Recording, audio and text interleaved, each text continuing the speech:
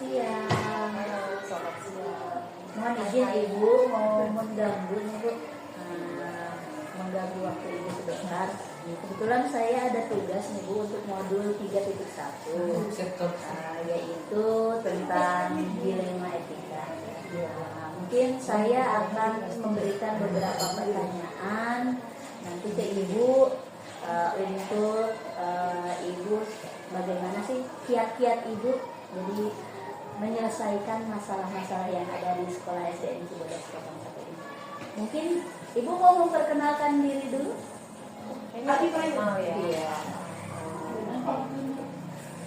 Perlu gitu ya? Perkenalan? Boleh. Oh, boleh.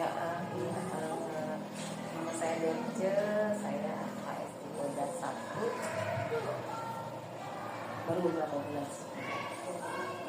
Mungkin cuma seperti itu. Terima kasih. Ibu, ini saya ada beberapa pertanyaan mengenai dilema etika. Selama ini Ibu menjadi kepala sekolah di SDN Cibodas 01, bagaimana sih Ibu dapat mengidentifikasi dilema etika ataupun didikan moral yang terjadi di sekolah Cibodas 01? Saya sih mengidentifikasinya dari pengertiannya aja lah ya, sesimpel mengambil jalan yang simpel aja. Karena kalau dilema etika kan kita beranggapan bahwa dua-duanya itu benar, pandangan dari dua sisi benar. Sedangkan untuk moral itu kan ada masalah ya. Jadi saya mengidentifikasi masalah itu seperti itu.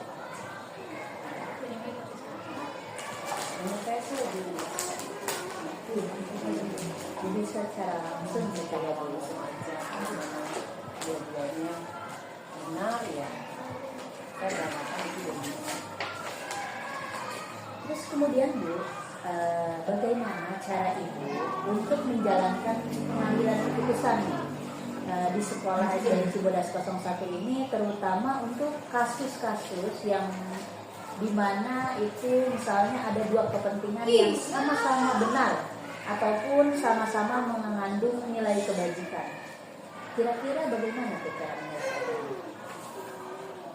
Ya, cara menyelesaikannya yang biasa dilakukan di Cibodas 1 itu komunikasi. Kalau lebih komunikasi ya, kita sharing bersama dengan pihak-pihak terkait, mengadakan pertemuan gitu kan, mulai dari dewan guru, komite, orang tua ataupun sponsor lah ya. Kita mengadakan pertemuan dan membicarakan apa yang menjadi dasar dari kepentingan dan kemudian baru kita memilih secara bermusyawarah tentu musyawarah mufakat mana kepentingan mana yang harus kita ambil lebih dulu kalau harus memilih salah satu.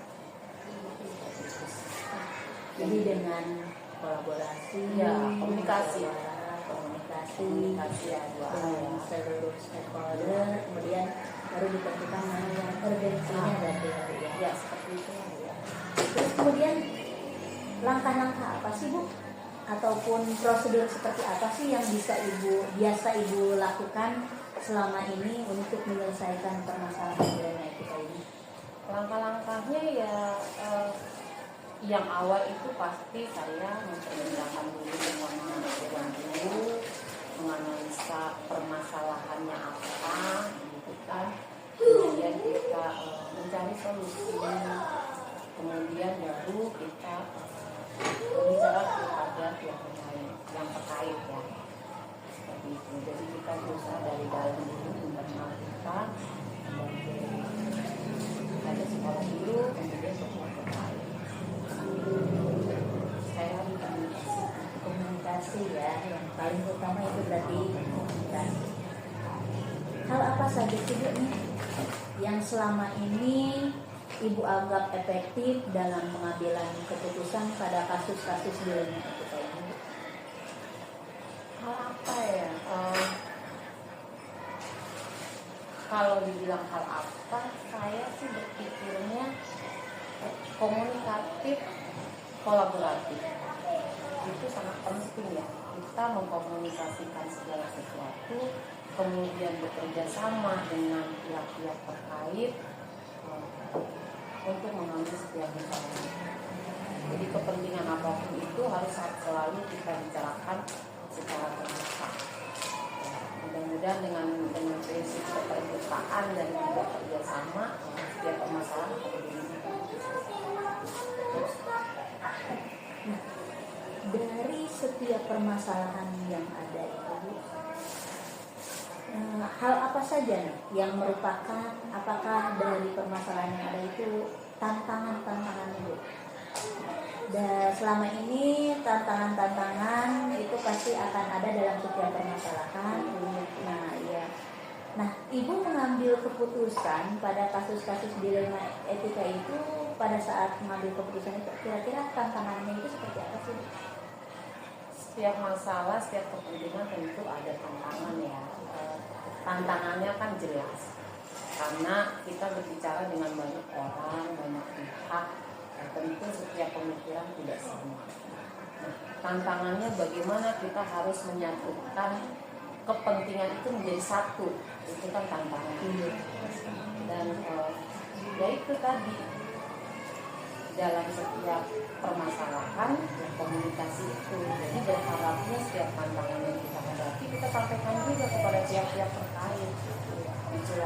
Yang jelas pola pikir, pemikiran orang itu akan berbeda.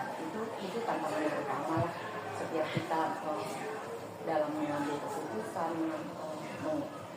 menyampaikan jangankan keputusan ya, kita berbicara program aja kan pasti ada program kontra. Tantangan itu. Jadi tantangannya berarti pemikiran yang beragam ya Bu ya. Pastinya akan lebih memperpanjang permasalahan kalau misalnya kita tidak bisa menyikapinya. Baik. Terus kemudian Bu, untuk pertanyaan yang terakhir nih Bu. Pada saat Ibu menyelesaikan permasalahan dilema etika ini, apakah Ibu memiliki jadwal untuk menyelesaikannya? Terus kemudian bentuk prosedurnya itu seperti apa sih Bu yang dijalankan? Kalau terjadwal secara tertulis dan sistematis tidak ada. Tetapi terjadwalnya seperti ini. Misalkan kita menemukan permasalahan, maka kita menjadwalkan secepat mungkin untuk berbicara. Permasalahan apapun terkait permasalahan di sekolah, permasalahan organisasi sekolah, kepentingan yang terkait, kita tidak menjadwalkan tertulis, tapi kita membuka jalur komunikatif. Jadi jadwalnya seperti itu, lebih cepat lebih baik kata dia. Jadi permasalahan itu tuntas, walaupun kita tidak menuliskan harus ketemu satu tidak. Tapi setelah ada permasalahan, kemudian kita internal kita berbicara, barulah jadwal. Kapan kita ketemuan bareng, kita rembukan bareng hari apa? Itu aja dulu. Berarti konstitusi lah. Ya, berarti tidak dijadwalkan secara tertulis tidak, tetapi jika memang ada permasalahan, prosedurnya yang pertama yaitu mengatur jadwal pertemuannya dulu dan membicarakan dengan stakeholder yang ada, terus kemudian baru mengambil keputusan, baru mengundang mungkin ya kalau perlu undangan tertulisnya. Terima kasih sekali Ibu atas bantuannya. Mudah-mudahan ilmu yang sudah Ibu sampaikan, pengalaman yang begitu sangat bagus sekali buat saya mungkin dan teman-teman.